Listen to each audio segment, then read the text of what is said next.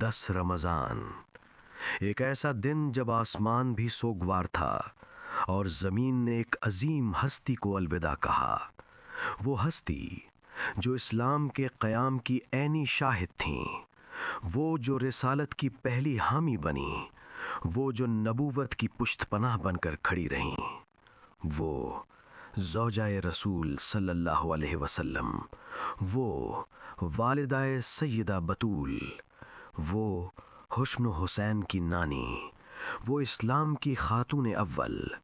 ہاں، میں بات کر رہا ہوں ملکۃ العرب، عقیلہ قریش، طاہرہ پارسا، خدیجہ بنت خویلد رضی اللہ عنہا کی۔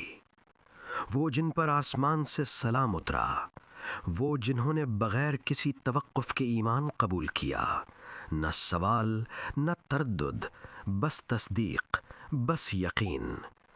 جب غار حرا سے کانپتے قدموں کے ساتھ نبی کریم صلی اللہ علیہ وسلم گھر لوٹے تو کس نے تسلی دی؟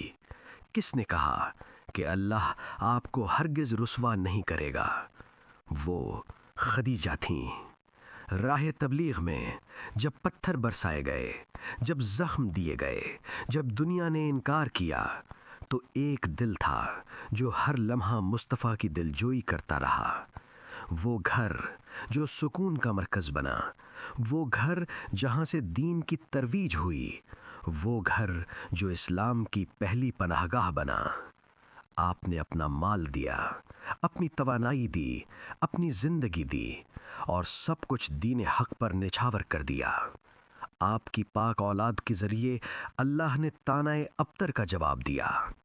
آپ نے رسول خدا صلی اللہ علیہ وسلم کے ساتھ سب سے طویل رفاقت نبھائی۔ ہر کٹھن لمحے میں، ہر آزمائش میں، ہر آنسو کے پیچھے خدیجہ تھیں۔ یہی وجہ ہے کہ آپ کا وصال عام جدائی نہ تھا، یہ وہ سال تھا جسے تاریخ نے عام الحزن کہا۔